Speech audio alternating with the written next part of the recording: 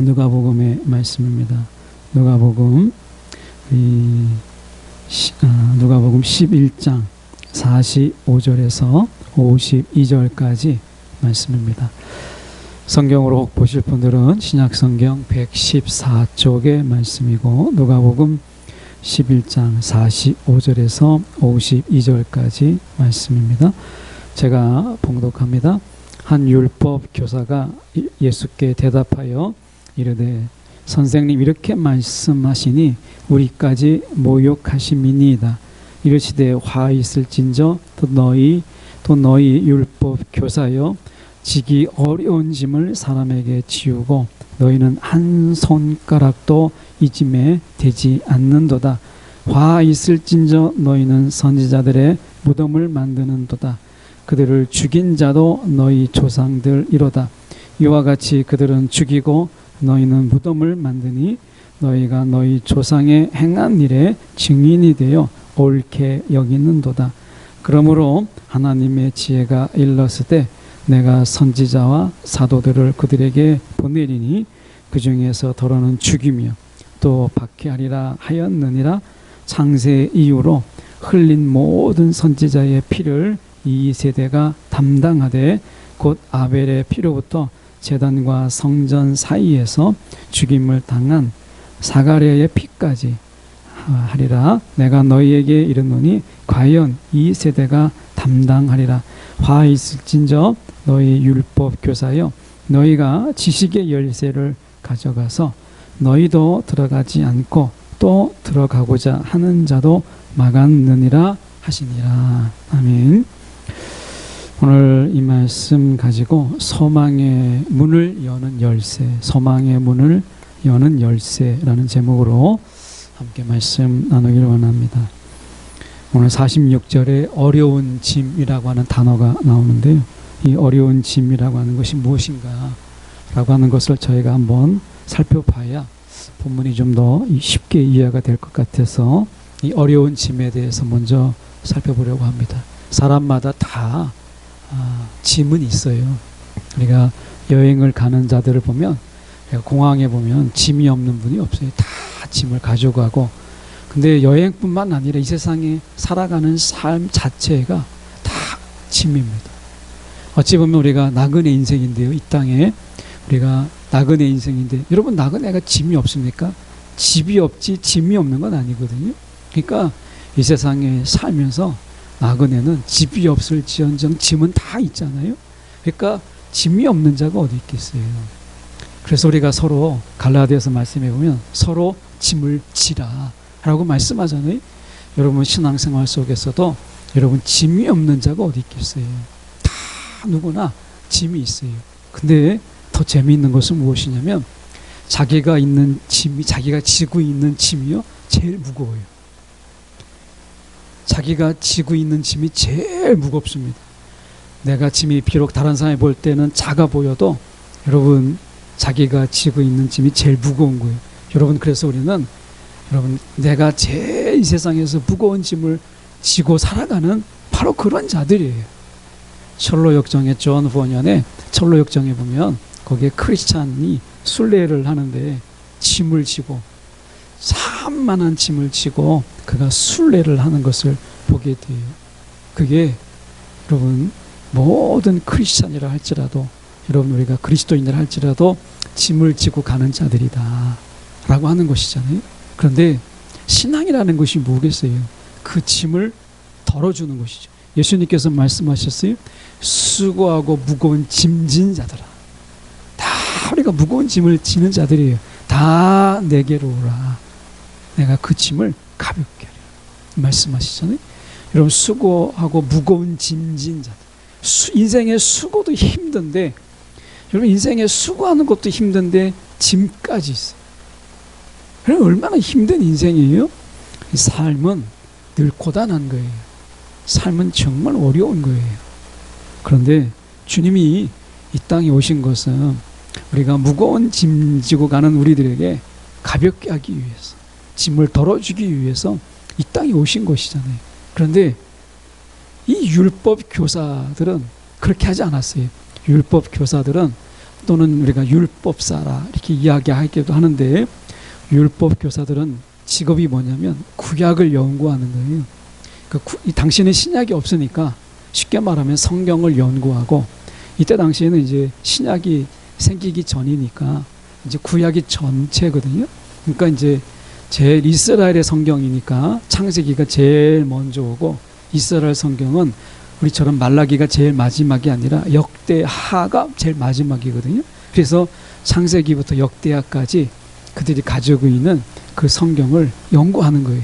그러니까 구약이지만 실제로 이제 성경이라고 봐야 되겠죠.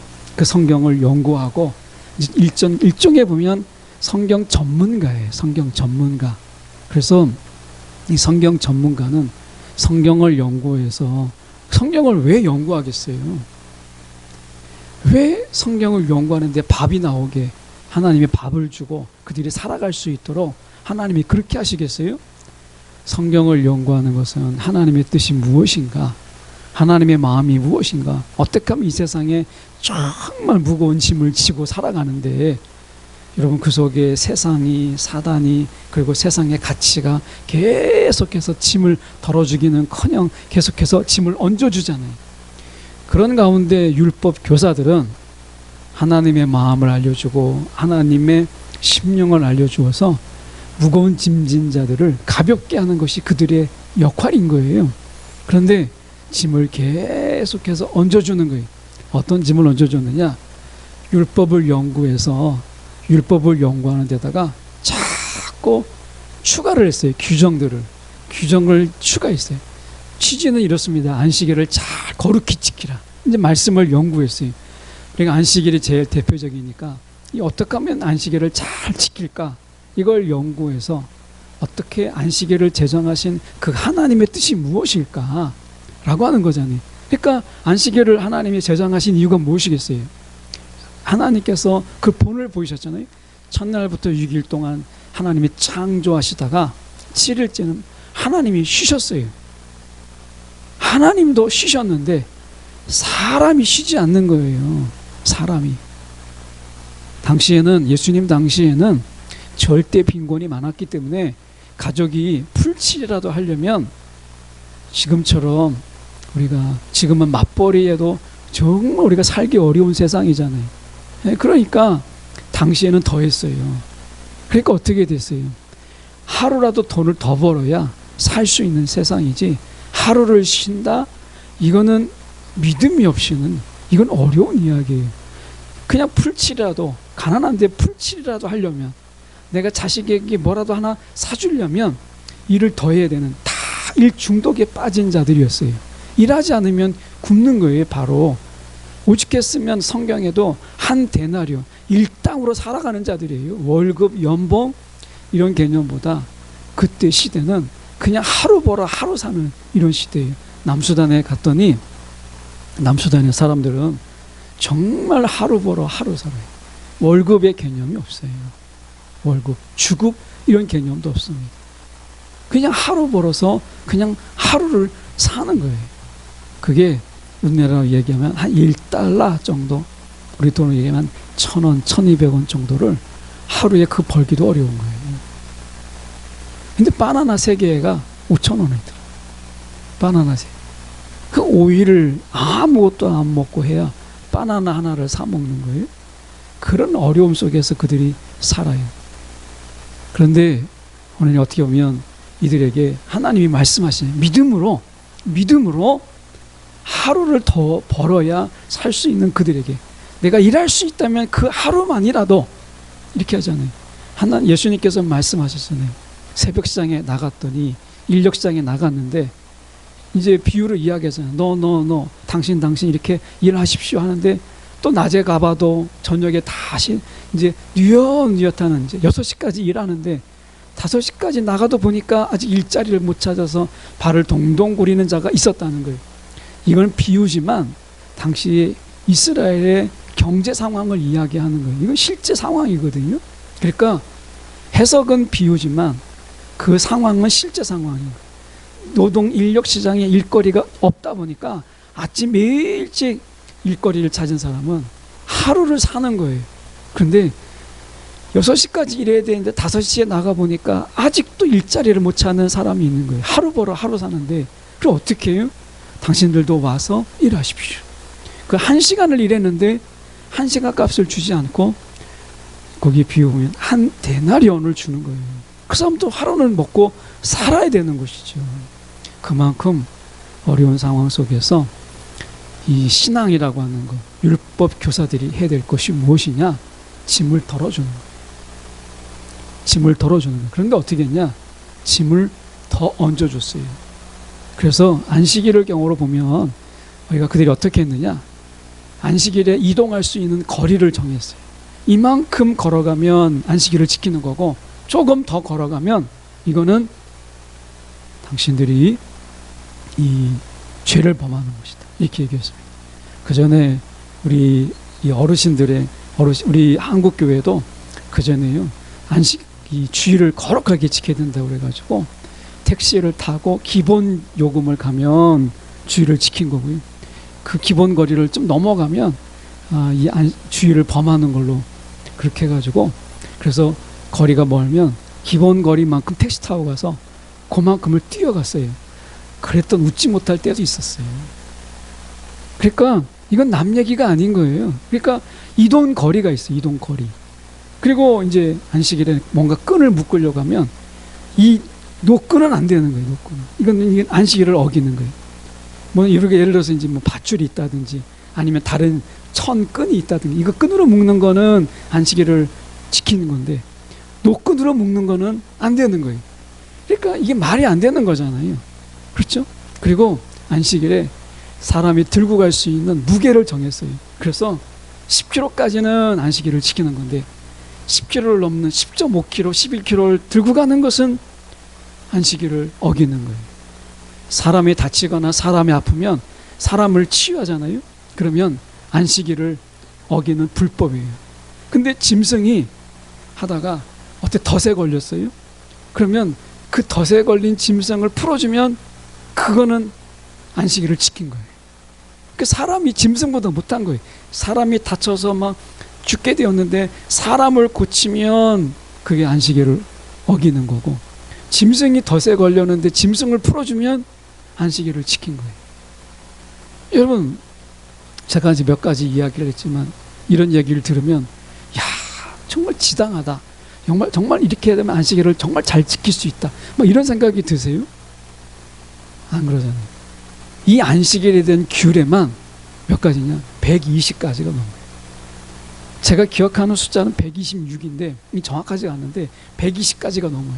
여러분 120가지를 안식일에 관한 것만 120가지인데 여러분 그 기억이 날 수 있겠어요? 근데 율법 교사들이라든지 이 바리새인들, 그러니까 쉽게 말하면 성경 꽤나 좀 안다는 사람들은 어떻게 했냐면 다 예외 조항을 뒀어요. 자기들은 예외 조항을 뒀어요. 그리고 자기들이 지킬 수 있는 것만 했어요. 자기들이 지킬 수 있는 것, 자기들이 지킬 수 없는 것은 안 했어요. 그거 생각해 보세요. 이 사람들은, 율법 교사나 바리새인들은 그날의 안식일에 성전에 있으니까 멀리 갈 필요도 없는 거고 무거운 걸 들 필요도 없어요. 이 사람들 일을 하지 않는 사람들이잖아요. 그러니까 뭔가를 묶을 필요도 없고 뭔가를 들고 갈 필요도 없는 거예요. 일하는 사람들이 아니니까. 그러니까 자기들은 그냥 가만히 있어도 다 지킬 수 있는 거고, 다른 사람들은 뭔가를 하려고 하면 어기는 거예요. 이런 안식일이니 누구를 위한 것이겠어요? 결국엔 율법 교사들을 위한 것이죠. 그래서 성경에 지금 말씀에 이렇게 말씀하죠. 46절에 보면 화 있을진저 또 너희 율법 교사여 지기 어려운 짐을 사람에게 지우고 너희는 한 손가락도 이 짐에 대지 않는도다. 이렇게 이야기했어요. 여러분, 어려운 짐을 사람에게 지우고 자기들은 한 손가락도 이 짐에 대지 않는도다. 이렇게 얘기합니다. 이렇게 말씀을 드리고 나면 좀 찔리는 게 있는 게, 말씀을 봐야 됩니다, 뭐 기도해야 됩니다 라는 이야기도 사실 참 쉽지 않는 거예요. 매일 살아가고 아침부터 저녁 내내까지 막 직장에서 열심히 살아가고 저녁에 되면 막 지쳐서 파김치가 돼서 오시는 분들에게 말씀을 묵상하십시오. 말씀을 암송하셔야 됩니다. 말씀을 읽어야 됩니다. 막 기도해야 됩니다. 이런 게 얼마나 어려우니. 예. 그냥 직장 안에서 막 바쁘게 막 살아가는데 막 전도해야 됩니다. 뭐 해야 됩니다 하면 사실은 그게 짐이죠. 예, 짐이 되는 거예요. 그 취지는 사실은 짐을 주려고 하는 게 아니고 하나님을 너무나 우리가 사랑하니까 우리 마음속에서 이제 우리가 자원하는 마음으로 주님의 말씀을 내가 가까이 하고 세상이 자꾸 아까 찬양처럼 하나님의 말씀을 보지 못하게 하고 세상만 자꾸 보게 하고 우리의 눈을 자꾸 가리거든요. 우리의 시선을 자꾸 빼앗는 것들이 너무 많아지잖아요. 그러다 보니까 볼거리가 있고 들을 거리가 있다 보니까 말씀에서 멀어지니까 다 거두절미하고 말할 게 많으니까 거두절미하고 말씀을 보십시오 말씀을 보십시오 이렇게 되다 보니까 어느 순간에 듣는 분들이 또 말하는 분들이 이게 서로 짐을 주게 되고 이게 이제 어떻게 보면 우리 가운데 하나의 무게가 되는 거예요. 여러분 우리가 취지는 그게 아닌데 그렇게 돼버린 거죠. 강조를 하다 보니까 왜? 라고 하는 부분 속에서 그 동기부여와 이런 부분들이 다 생략되고 말씀을 봐야 됩니다 라고 하니까 결국에는 그게 아닌데 규례가 되고 율법이 되고 이렇게 되는 거죠. 여러분 이 시대에 말씀을 보는 것은 우리가 정말 필요한 거예요. 말씀을 많이 보라는 게 아니라 우리가 우리의 시선을 빼앗기고 있으니까 어떻게든지 내가 하나님께 눈을 돌리기 위한 작은 믿음의 몸부림, 이게 이제 내가 말씀을 조금이라도 보는 거죠. 그래서 말씀을 강조하는 것이지 여러분 말씀을 내가 꼭 10장 하루에 몇 장 꼭 봐야 된다, 안 보면 하나님이 벌을 내신다, 이 얘기가 아니죠. 그거는 분명히 무게를 주는 거예요. 짐을 주는 것이죠. 그러니까 기도 보통 성도들이 1시간 기도해야 됩니다 하는데 여러분 우리가 1시간 기도 여러분 그게 정말 쉽지 않잖아요. 정말 어려운 거예요. 어느 교회에서 성도들을 훈련하는 일에 제가 한번 이렇게 뭘 찾다가 보니까 들어갔는데 성도들이 이렇게 신앙의 계획표를 세우는데 깜짝 놀랐어요. 이분 출근하시는 분인데요. 세상에 저녁에 퇴근하고 와서 하루에 3시간을 기도하고 자더라고요. 하루에 3시간. 그 직장을 정말 다니는 분이에요. 스케줄을 보니까 직장에 다니시는 분인데 이분이 저녁에 갔다 와서 이런 발 씻고 이제 밥 먹고 나서 이제 양치질하고 자기 바쁜데 이분은 3시간을 하루에 3시간을 그것도 우리가 월화수목까지 3시간씩을 기도하시더라고요. 이게 가능한 게 아니잖아요. 성경도 하루에 10장씩 보는 거예요. 이거는 진짜 철인이다. 근데 여러분 어떤 마음으로 그분이 그렇게 하시는지 모르겠지만 정말 할 수 있다면 여러분 얼마나 좋겠어요. 그런데 우리가 1시간 기도 여러분 꼭 해야 된다. 아닙니다. 기도하는 마음을 잊지 말라는 거예요. 기도하는 마음. 우리가 내 힘으로 살지 말고 주님이 주시는 능력으로 우리가 살아야 되지 않겠나. 그러니까 기도하지 않으면 자꾸 내 힘으로 살려고 하고 기도하지 않으면 자꾸 걱정만 늘어나니까 걱정이 기도가 되고 염려가 기도가 되면 그게 짐을 덜어놓는 비결이니까. 근데 다 생략하고 기도해야 됩니다 기도해야 됩니다 하면은 그게 또한 짐이 되죠. 우리가 어쩌면 사람 사이 속에서 다 잘라먹고 어떤 결론만 이야기할 때 오해가 있고 그리고 그것으로 인해서 사람들 속에서 우리가 오해가 있고 상처가 되고 이런 거잖아요. 아마 교회 안에도 그런 것들이 있지 않을까 이런 생각을 해보게 돼요. 근데 여기서 이야기하는 율법 교사가 이야기하는 것은 제가 이야기하고 있는 그런 종류가 아니에요. 자기들은 아무것도 안 할 것을 다 빠져넣고 사람들에게 짐을 쥐어주고 그리고 죄책감을 주어주고 신앙의 열등감을 주어지고 이렇게 함으로 인해서 그들이 어떻게 하냐, 이 열등감과 죄책감을 덜기 위해서 어떻게 해요? 비싼 제사를 드리게 하는 거예요. 재물도 드릴 수 없는 재물들을 비싸게 파는 거예요. 신앙의 짐을 덜기 위해서. 그럼 어떻게 해요? 사는 것도 어려운데 성전세도 비싸게 물리고 성전에 드릴 수 있는 돈을 환율을 엄청나게 높이고 그래가지고 등쳐먹는 거예요. 도둑질이죠. 강도짓 아니겠어요? 그러니까 예수님이 어떻게 되겠어요? 성전을 뒤엎을 수밖에 없죠. 여러분, 이게 예수님의 성전 정화잖아요.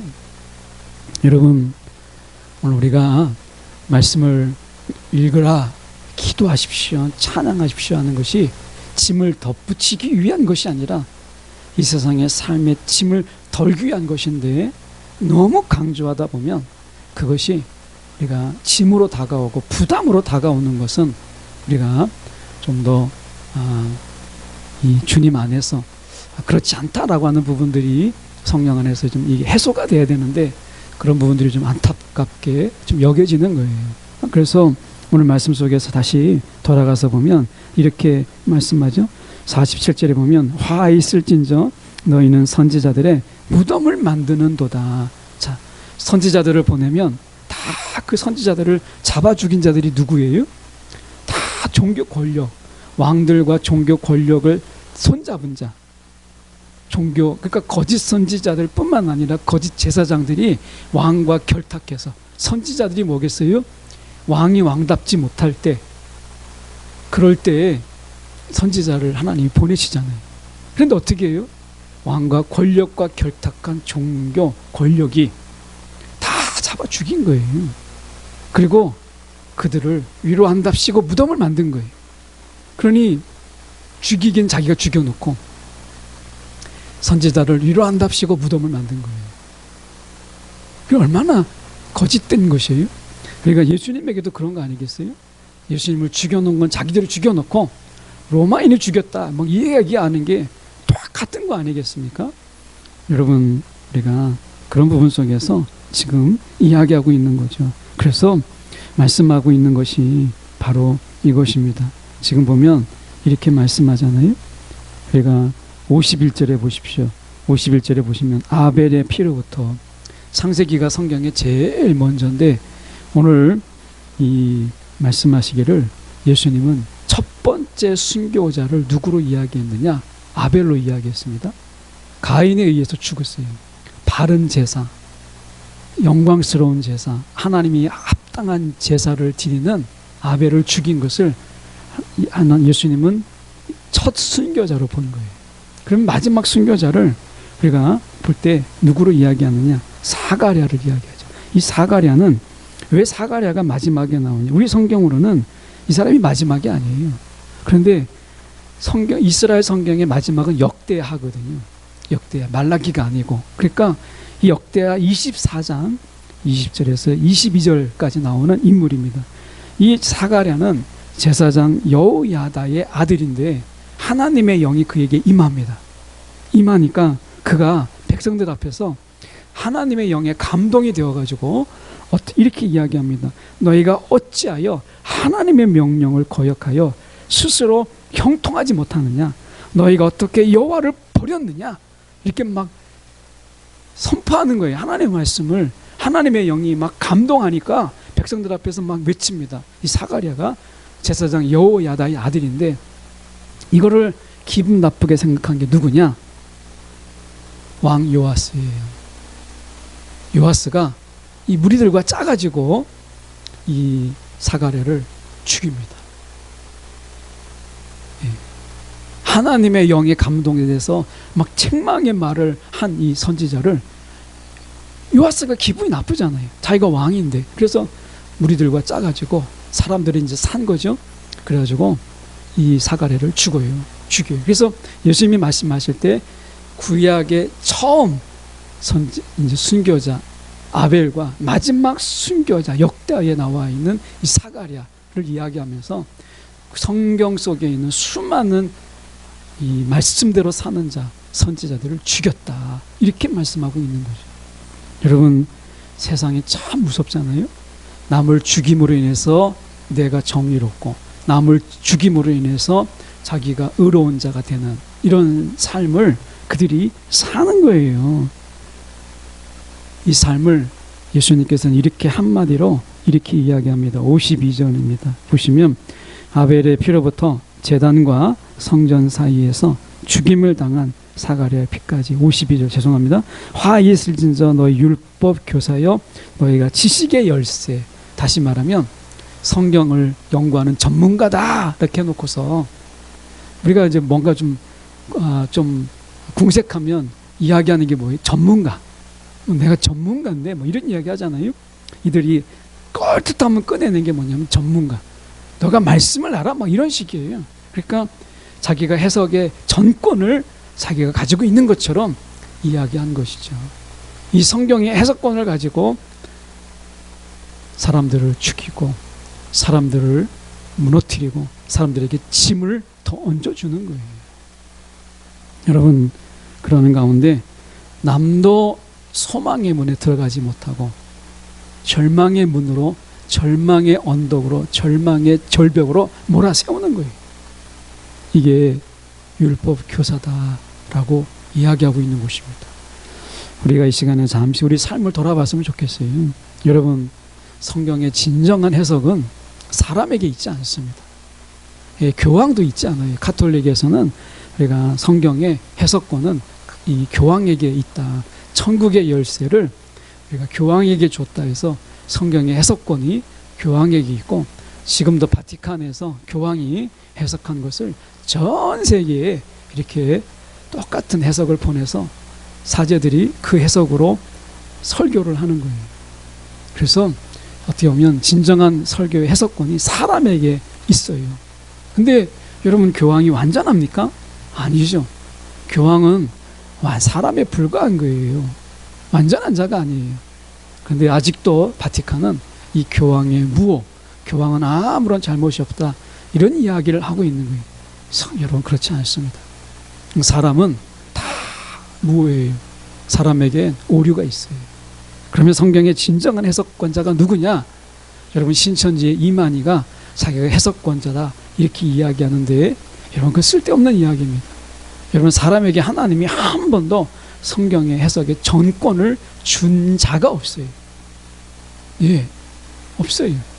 오직 예수 그리스도 외에는 어느 누구도 성경의 해석의 전권을 받은 자가 아무도 없어요. 오직 예수 그리스도만이, 오직 그분이 말씀이 육신돼서 오신 그분 외에는 아무도 없어요. 여러분, 이 세상에 이 마지막 때에 성경의 해석이 나에게만 주신 하나님의 특별한 계시다, 뭐 이런 이야기하는 것은요, 여러분, 들을 필요도 없고 여러분, 들어서도 안 돼요. 아무런 여러분 은혜가 안 되는 거예요. 오늘 진정한 해석은 누구에게 있느냐? 여러분, 예수에게 주셨고, 예수는 성령께 그것을 위임하셨어요. 여러분, 성경이 이 시대의 진정한 해석권자예요. 말씀의 진정한 해석의 최종 권위는 성령께 있어요. 오늘 성령이 우리 가운데 말씀하시는 것, 그분이 우리 가운데 깨닫게 하는 것이 여러분 진정한 권위예요. 여러분, 오늘 그분만이 우리가 말씀을 통해서 우리의 짐을 덜어주시고 감동으로, 자발적인 그 마음으로, 우리 가운데 기쁨으로 우리가 행하게 하잖아요. 사람의 말로는 여러분, 우리 가운데 말씀을 보십시오, 뭐 기도하십시오 하면 여러분, 우리 가운데 그것이 사람에게 짐으로 다가오기도 하지만, 여러분, 성령 안에서 들려지는 그 말씀들은 우리 가운데 은혜가 되고 기쁨이 되는 거예요. 그래서 우리가 말하는 자도 성령 안에서 말해야 되지만, 듣는 자도 성령 안에서 들어야 여러분, 그것이 짐이 되지 않는 거거든요. 그래서 이것을 위해서 전하는 자와 듣는 자가 다 성령 안에서 교통할 수 있도록 우리가 더한 기도가 필요한 겁니다. 설교자를 위해서 기도해 주시고, 또 설교자는 듣는 자들을 위해서 그래서 기도하는 것이 필요한 것이에요. 여러분, 우리가 말씀에 그래서 보면, 여러분, 절망의 나락으로 밀어 던지지 않도록 소망의 문이 열릴 수 있도록 말씀의 해석권자인 성령의 간섭을 받는 것이 필요한 것입니다. 묵상 중에 여러분, 성령의 인도함을 구하고, 우리가 말씀을 읽는 중에 성령의 도우심을 구하고, 기도 중에도요, 우리가 말할 수 없는 탄식으로 우리 가운데 기도하시는 성령 안에서 기도하지 않으면 여러분, 기도도 짐이 되고 우리 가운데 그게 무게가 될 수 있어요. 오직 성령만이 여러분, 말씀을 볼 때도 짐이 안 되고, 전도를 할 때도 짐이 안 되고요, 우리 가운데 기도라는 시간이 짐이 되지 않아요. 여러분 모쪼록 여러분 성령 없이는 불가능한 말씀과 기도가 오늘 성령 안에서 행해지고 성령의 인도함을 받는 저와 여러분 되길 원해요. 여러분 사람이 할 수 없는 게 있어요. 그래서 처음으로 돌아가서 사람은 자신의 짐을 하나라도 덜 수가 없어요. 사람은 할 수 있는 게 있는데 그게 뭐냐?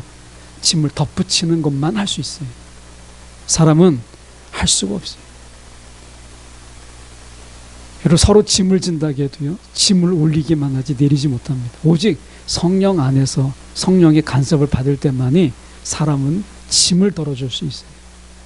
사람이 할 수 없는 거예요. 오직 주님만이 가능하십니다. 오늘 저와 여러분이 주님의 도우심 속에서 성령의 도우심 속에서 우리의 짐이 늘어나지 아니하고 우리가 짐을 덜어줄 수 있는 그 은혜, 이런 은혜로 이 힘겨운 세상 우리가 짐을 덜어가면서 힘을 얻어가면서 우리가 그 길을 포기하지 아니하고 끝까지 이 길을 갈 수 있는 저와 여러분이 되기를 간절히 소망합니다. 기도하겠습니다.